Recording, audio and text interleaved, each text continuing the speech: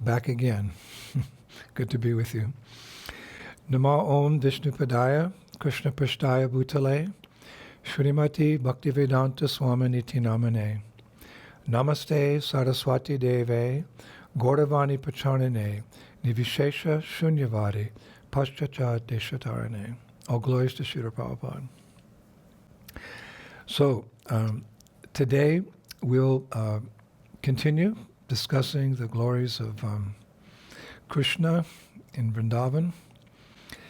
Recently, in a telephone conversation, a devotee said to me, Maharaj, if only I was present to see Krishna's pastimes 5,000 years ago in Vrindavan, I might have made it back to the spiritual world.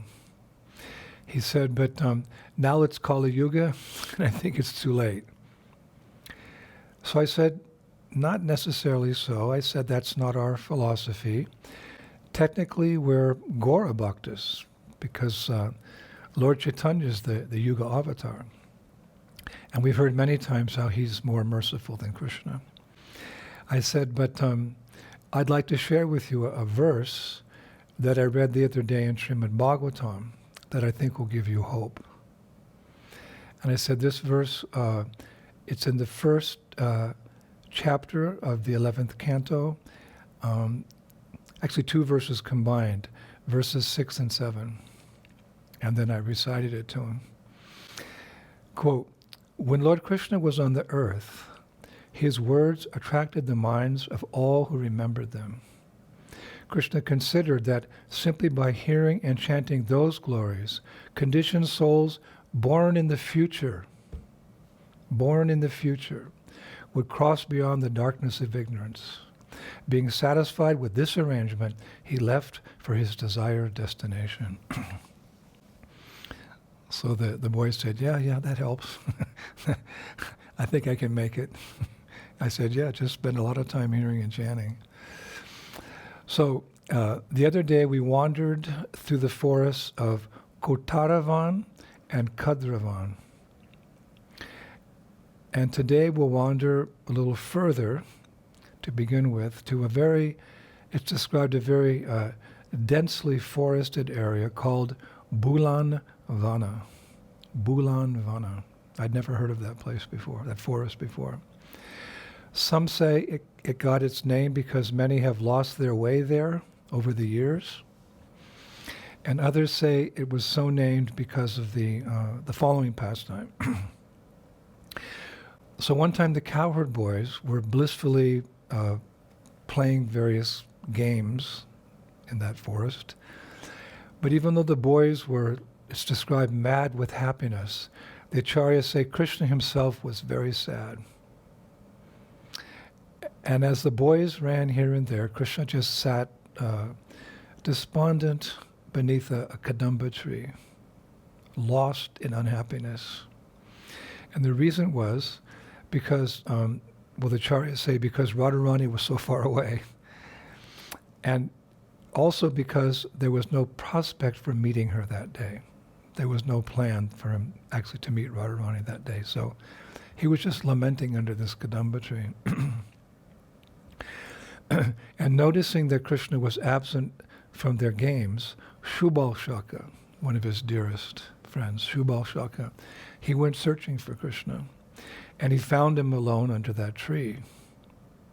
So Shubal said to Krishna, "O friend, why are you lamenting instead of playing with your friends? What is keeping you away from the bliss of our game and from our love for you?" I thought that was sweet. What is keeping you away from the bliss of our game and from our love for you? So Krishna replied, he said, I will tell you. The truth is that when I remember Sri Radha, I forget where I am and what I'm doing. I'm incapable of playing or reciprocating with anyone's affection. So then Shubal, he said, but Krishna, Sri Radha's in Varshana, and we are here. Just put thoughts of her aside for now. Neither of us can do anything at the moment to bring her here. When we take the cows back to Nandagram, I will make arrangements for you to meet her. I promise. So Krishna smiled and replied, Subal, I know you're a man of your word. I will come and play now, but don't forget Bhulana. Don't forget Bhulana. That's how you say don't forget in Sanskrit. Bhulana. Don't forget what you promised. So because Krishna warned Subal not to forget Bhulana, the forest is called Bulan Vana. Bulan Vana. Isn't that sweet?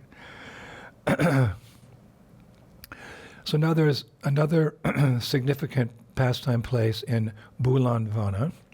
It's known as Caramana. Caramana. So late one evening, Krishna left Nandagram in search of Srimati Radharani. And the acharyas say, either bewildered by love, lost in the dark, or both, Krishna just wandered and wandered from forest to forest. And while doing so, he attracted a whole caravan of sympathetic forest animals along the way. All the animals saw him, and he's searching for Radharani. They're sympathetic to his hankering for Radharani's association. So a caravan of sympathetic forest animals followed him. And by the time he arrived at this particular spot called Caramana, his feelings of separation from Radha had reached a fever pitch, it's described. But the hope that he would find her was so remote, because the night was almost over, was so remote that Krishna fainted upon a bed of soft moss between a tree. In this particular pastime, Radha and Krishna did not meet up. This is rare. We've been speaking for months about their rendezvous and their meetings and how they're getting ready to meet each other and what happens. But on this night, Krishna did not meet Sri Radha.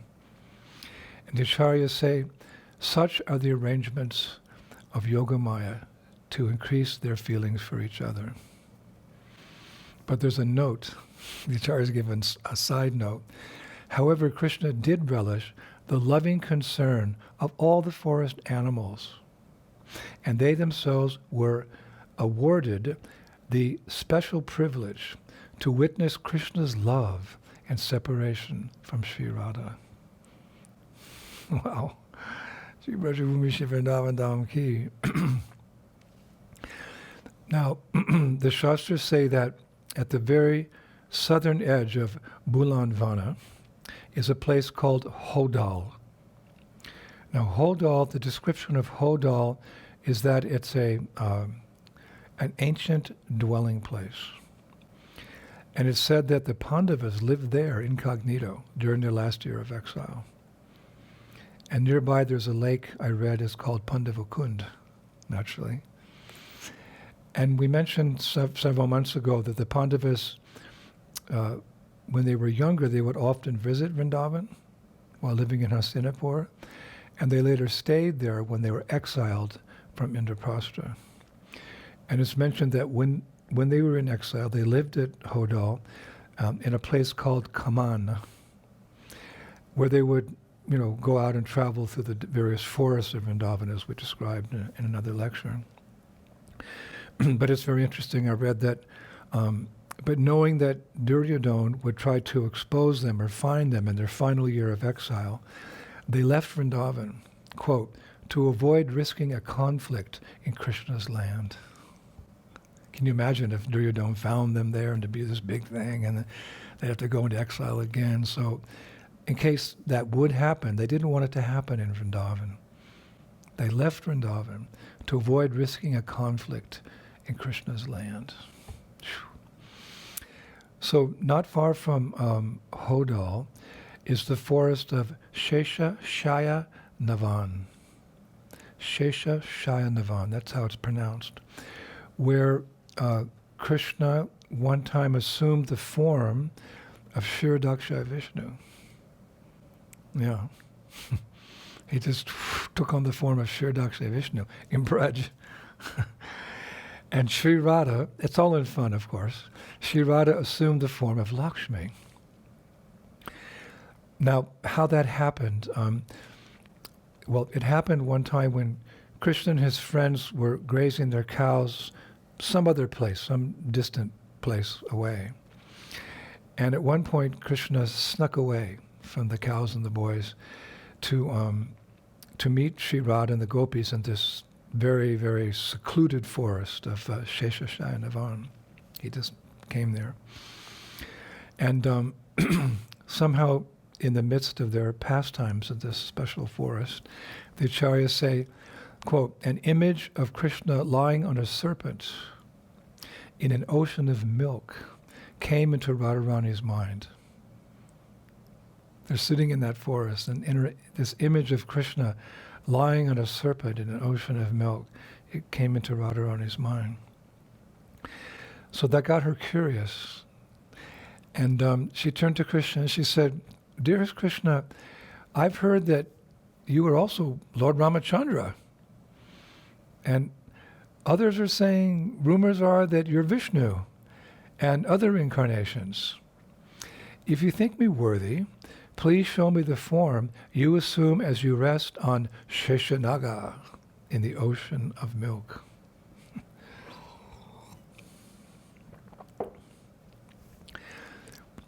So Krishna was pleased with Radharani's request, and he began to play his flute. And hearing the sound of Krishna's flute, all his cows began soaking the ground of that forest with endless streams of milk. Endless streams of milk, which quickly created this enormous lake, which became known as Shirashagara. Shirashagara, like we've heard of the ocean of milk, right? So in Vrindavan also, it's called Shirashagara. Then suddenly in this vast expanse of milk, which I read the acharyas also call it Mahadharikunda. They called it a lake. Mahadharikunda, they called it. There appeared this great transcendental serpent, Ananta-sesa, with his 1,000 heads decorated with glistening gems, and his mouths were singing the Lord's unlimited glories.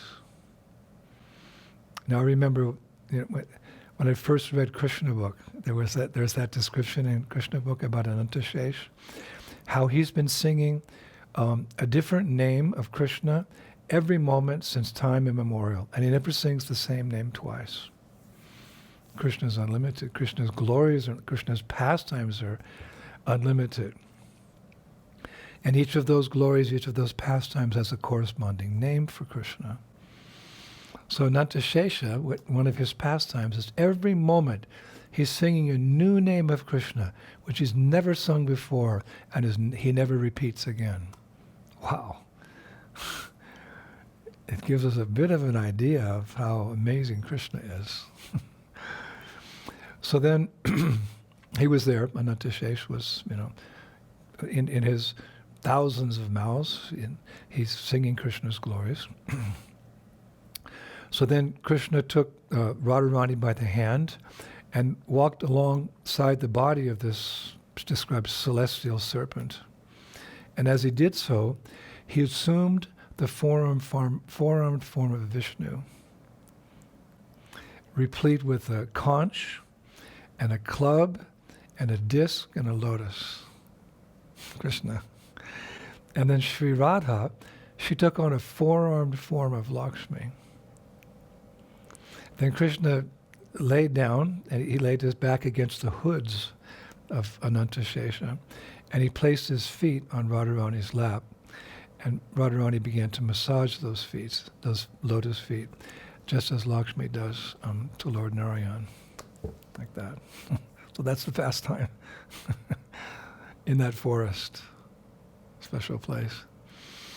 Now in Sri Narahari Chakravarti Thakur's Bhakti Ratnakara, it's stated that Lord Chaitanya came to that exact spot in Vrindavan for darshan of Sheisha Shayi. Sheisha Shayi means that Ananta-sesa in that form. And seeing the beauty of the deity. This was when Mahaprabhu came to Vrindavan for his famous parikrama of Braj. And he came to that particular forest to have darshan of that deity. And it's described seeing the beauty of this deity. His ecstasy increased, and in that state of love, he became overwhelmed. And Narahari Chakravarti Thakur, he writes, it's so beautiful, quote, "Fortunate persons who saw the effulgence of the Lord, Mahaprabhu, also became maddened in ecstasy, and tears flowed from their eyes. They concluded that Mahaprabhu could not be an ordinary human being, but must be Sheisha Shayan Bhagavan himself in the dress of a sannyasi. While speaking, they looked continuously at the moon-like face of Chaitanya Mahaprabhu." So that's Bhakti Ratnakara. It mentions that particular forest and the pastime of Radha and Krishna, and how when Mahaprabhu was in Vrindavan, he visited that particular forest, had darshan of that deity, and went into great transcendental ecstasy. So when I was reading this pastime about, Sheisha Shayi, this amazing deity of Ananta-sesa in Braj, I remembered how it's described in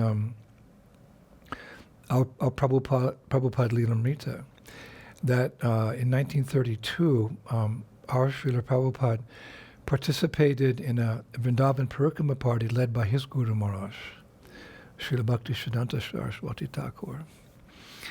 And on the last day, you may remember also, on the last day of the Parikrama, it was announced that since it was to be Saraswati Thakur's last night on the Parikrama, the pilgrims had two choices. They could either stay back and hear Srila Bhakti Siddhanta Saraswati Thakur speak, or a pilgrimage had been organized to go see Sheisha Shayi Vishnu with one of the sannyasis, same deity, Sheisha Shayi. So you had choice. You could stay back and hear Srila Bhakti Siddhanta Saraswati Thakur speak, Bhagavat Katha, or you could go with an older sannyasi and you could, one of the senior sannyasis, and go see this amazing deity. So in the Lilamrita, it mentions practically everyone went to see Sheisha Shayi Vishnu. Only our beloved Srila Prabhupada, who was actually an uninitiated grihastra at that time, and 10 or 12 other devotees, actually senior disciples of Srila Bhakti Siddhanta Saraswati Thakur, decided to stay back and hear their spiritual master speak.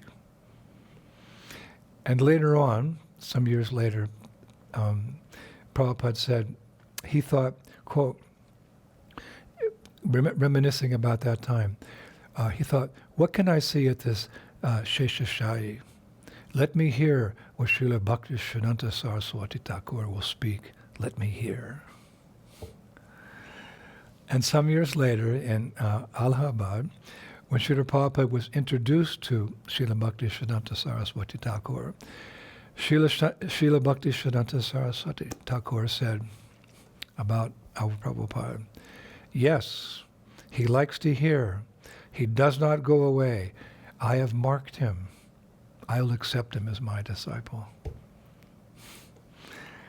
Wow. When I first read that, I was thinking, Srila Prabhupada, I hope you've marked me. Otherwise, what hope do I have? Please mark me and engage me in your service. So that's wonderful, isn't it? That Prabhupada is saying, that famous deity, and we've heard this pastime, how wonderful it is. But he had the chance to hear from his spiritual master, see the deity. So actually we know, we see the eyes of Guru, Shastra, and Sadhu. So Prabhupada set a wonderful example for all of us. Now, a last note on this place and pastime.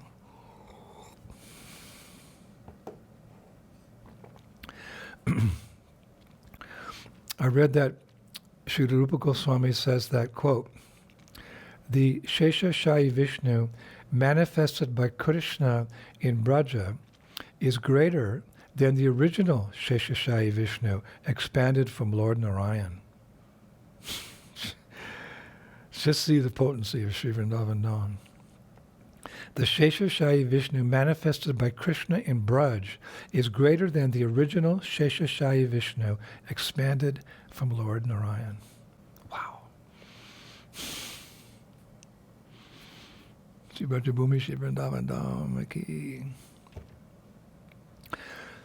So let's keep wandering. Let me think. Next we'll visit a very beautiful and secluded forest with a very interesting name. It's called Nandavan or Nandavana. Like sometimes we say Vrindavan, we say Vrindavana. So Nandavan or Nandavana.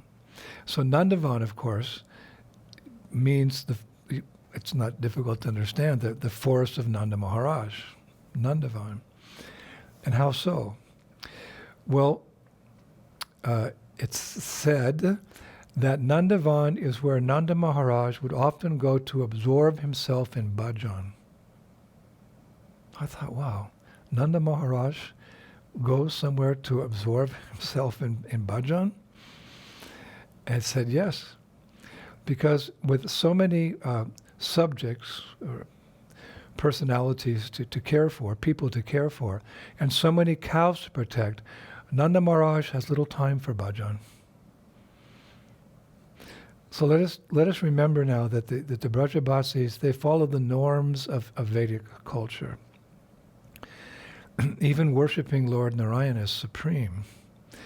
But they live with, and they love, and they've given their hearts to, fully, Krishna, who's the absolute truth.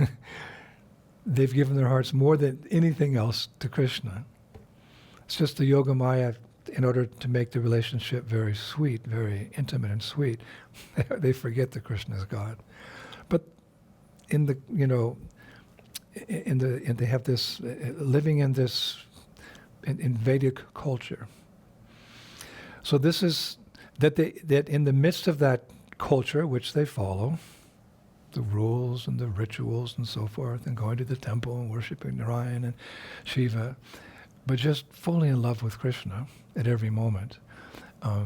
That's how things are in Braj. They can't forget Krishna. They can't forget Govinda for a moment. And this fact is so nicely described in this amazing verse that I read last night in Bhakti Rasamrita Sindhu. 1:58. Tatrap yakan tinam sheshtra Govinda Hrita Manashaha Yesham Sheisha Pashorupi Manohartum Nashuknayat. Listen to this. It's actually become a favorite verse very quickly. The greatest among the one-pointed devotees are those whose minds have been completely attracted to Govinda. Even the greatest mercy bestowed by Sheisha, the husband of Lakshmi, cannot take their minds away from Govinda in any way whatsoever. What a verse. The greatest amongst the one-pointed devotees are those whose minds have been completely attracted to Govinda. Even the greatest mercy bestowed by Sheisha, the husband of Lakshmi, Narayan, cannot take their minds away from Govinda in any way whatsoever. Wow. You get those verses and you just want to memorize them immediately. And Prabhupada said one time, I heard in Geneva, if a devotee learns a verse and he quotes it 7 times in his lectures, that verse becomes his. Meaning that's your verse. You get to keep that verse. You can remember it and utilize it in your lectures in Krishna's service. That verse becomes his. So, Nanda Baba was naturally absorbed in the love of his son Krishna. But by the influence of Yogamaya, he thought himself an ordinary cowherd man who needed time for self-realization and bhajan. Just the influence of Yogamaya. So he would visit this forest, Nandavan, which now bears his name, and he'd do bhajan. And I was thinking, because I was reading this and I was thinking, boy, I hope the Acharya goes on and explains, what his bhajan was. And that knowledge is there, that information is there. Nanda Maharaj would sit there in that forest in seclusion and chant his Diksha mantra and meditate on Lord Narayana, Lord Narayan. But Shastra says that, however, as soon as he was absorbed in thoughts of Lord Narayan, the forearm form of the Lord would transform into that of his son. He's got this, he's meditating on Lord Narayan with form, and then that form turns into that of his son. And it's described Nanda Maharaj would be swept away in remembrance of Krishna's naughty behavior. He would be swept away in remembrance of Krishna's naughty behavior. And after some time, Nanda Baba would notice that his mind had drifted from his bhajan, from his meditation on Lord Vishnu and Narayan. So thinking himself, inattentive in his bhajan, he would drag his mind back to the Lord of Vaikuntha. But no matter how hard and how many times he tried, his thoughts of Narayan would always transform into thoughts of Krishna. And after a while, he would remember the words of Gargamuni. Remember, Gargamuni had spoken at Krishna's name-giving ceremony. So he would remember Gargamuni's words, which were, "O king, this child of yours is as good as Narayana." So then Nanda Maharaj would conclude, if my son is as good as Lord Narayan, thinking about him is as good as thinking about Narayan. Then his mind would become pacified, and he would remain absorbed in thoughts of Krishna. Hare Krishna. So the acharyas say that Nandavan, or Nandavana, is the ideal place to pray for the blessing of spontaneous attraction to Krishna. Because the Brajabasis have this spontaneous attraction to Krishna. We could see Nanda Maharaj is trying to meditate on Lord Narayan, but his love is there, his spontaneous love for Krishna, so he just ended up thinking of Krishna spontaneously. So Nandavan's the ideal place to pray for the blessing of spontaneous attraction to Krishna. So let's go there. Let's go there on we have a lot of places to go on that next big parikrama. But when we go there, we'll pray for spontaneous devotion to Krishna, spontaneous attraction to Krishna. It's said that the Acharyas put it, there's a little bit more to that quote. Nandavan is the ideal place to pray for the blessing of spontaneous attraction to Krishna, so that even the form of Narayan, what to speak of the elusive energy, will not distract one's mind. Pretty powerful place. And a powerful prayer. So because of his unalloyed, pure devotion to Lord Krishna, we know that Nanda Maharaj is worshipable by all of us. Hearing this pastime, we can understand it. Spontaneous devotion is a Brajabasi, so he's worshipable. And Rupa Goswami makes that very clear in Padyavali. Verse 26, he says, quote, "Those who are afraid of material existence worship Vedic literature. Some worship the corollaries to the Vedas, and others worship the Mahabharata. As far as I'm concerned, I worship Maharaj Nanda, the father of Krishna, in whose courtyard the absolute truth plays." Thank you, Sri Rupa Goswami. So, as we move further along, I'm kind of following I have a map of Vrindavan in my mind, which I've seen many times. So we move further along. We come to a sacred place called Radhera, Randhera, Radhera. This is an interesting pastime place, a Leela Snan. One time Krishna was thirsty, and while looking for water, he met a group of gopis who were carrying pitchers of water. They'd just drawn from a kund, a lake, a very, very, very special lake. I was so happy when I read this. This lake is called Shri Radharani Kund. There's a lake.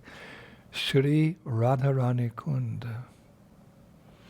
So when Krishna asks the girls for water, in this pastime, he doesn't have to steal, the dadhi, the yogurt or the milk. They very happily gave Krishna some of this water. And after drinking it, he said, girls, this water tastes especially sweet. Where does it come from? So when the gopis told him where it came from, Krishna said, quote, water in Vrindavan is never ordinary. Yet this water is extra special because it comes from a lake that bears the name Shri Radharani Kund, Shri Radharani Kund, Shri Radharani Kund. Therefore it must be imbued with their sweetness and qualities. Let me recite that again. Water in Vrindavan is never ordinary. Yet this water is extra special because it comes from a lake that bears the name Shri Radharani Kund. Therefore it must be imbued with her sweetness and qualities. So because that is the place where Krishna declared the water to be saturated with Shri Radha's transcendental qualities, Radhera. The water there is saturated with Radharani's transcendental qualities. And that is said by Radhera. Radhera. The area is known as Vrndavan. Radhera. And the acharyas say that Radhera is always fondly remembered by the Lord, where he drank that extra special sweet water from Shri Radharani Kund. Mark it on your your bucket list, transcendental bucket list to visit and drink that extra special sweet water. So the last stop in our wanderings today will be the forest of Gopavana. The forest of Gopavana, where there's a village called Nagrama. In the forest of Gopavana is a village known as Nagrama. Now that's interesting. Nagrama, which literally means no village, but not in the sense that there's not a village there. No village. I'll explain. Nagrama. Where do you live? I live at Nagrama. No village? Yes, special place. Because once, elsewhere in Vrindavan, not in this particular place, but not in Gopavana, but elsewhere in Vrindavan, the gopis were feeling extreme separation from Krishna. So they went out to search for him. And talking amongst themselves, they said, questioning each other, is he in that grove? No. That's just his shadow. Is he behind that bush? No, that's just a curious doe. Is that him on the other side of the kund? No, that's just a gopi drawing water. They were speaking like this. They couldn't find him. So everywhere they searched, they found no sign of Krishna. So they're going to all these forests looking, and they couldn't find Krishna. So finally they come to Gopavana, and they all laid down beneath a banyan tree, completely despondent, thinking, quote, we've lost Krishna forever. So the acharyas say, there in that secluded place, the gopis lost all hope and cried out, Na Krishna, Na Krishna, Na means no, Sanskrit. Na Krishna, which meaning no, how can you do this to us? How can you leave us like this alone? No, Krishna. They said Na Krishna, the same thing, no. So that place is called Nagrama, or that became a village, Nagrama. But all was not lost. Acharyas say, remembering that Krishna shows himself only to those whom he selects, the gopis sat down and with all their hearts and souls began having kirtan, chanting Shri Krishna's holy names. Hare Krishna, Krishna Krishna, Hare Hare, Hare Rama, Rama Rama, Hare Hare, like that.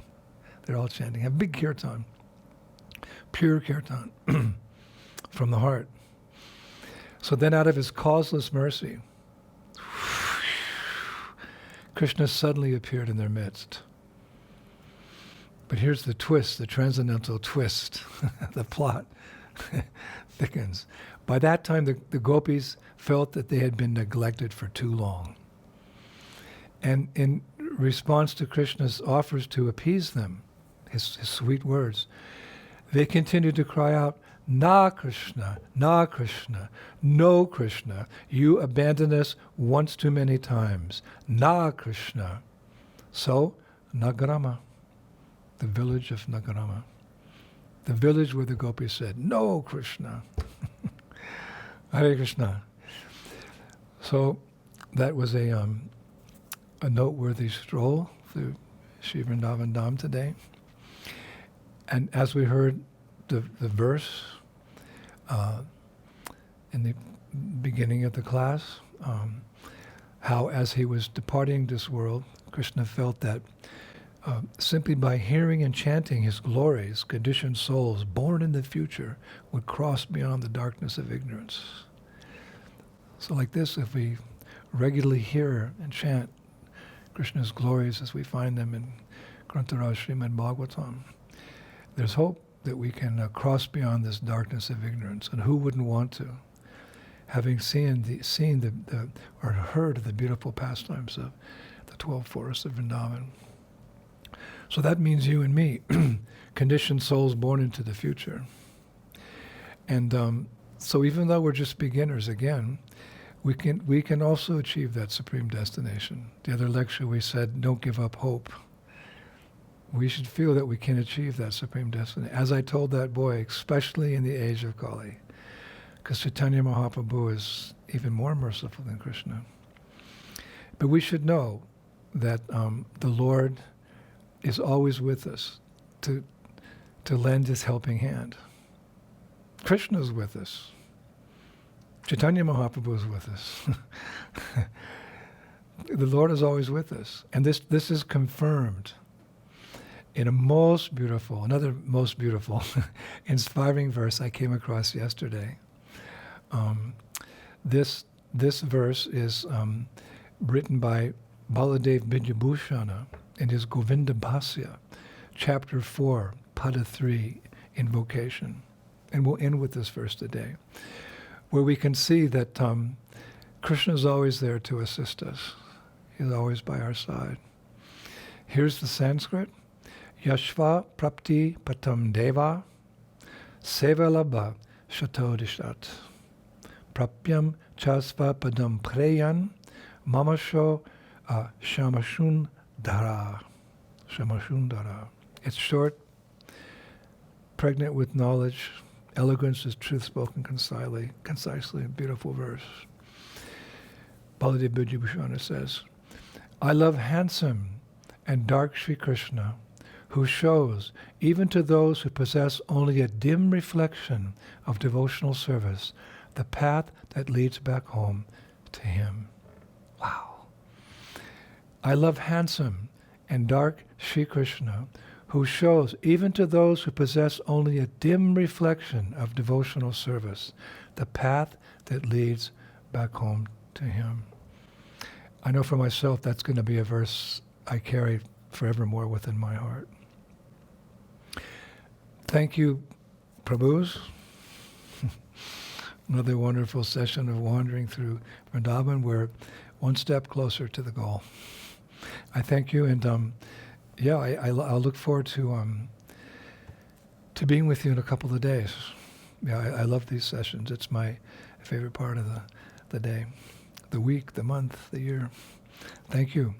Shri Prabhupada ki, Shri Gaur Nitai ki, Shri Krishna Balaram ki, Shri Radha Shama Sundar ki, Vrindavaneshwari, Srimati Radharani ki, the 12 forests of Sri Vrindavan Dham ki, Shri Prabhupada ki, Goloka Vrindavan Dham ki, Gaur Premanandi.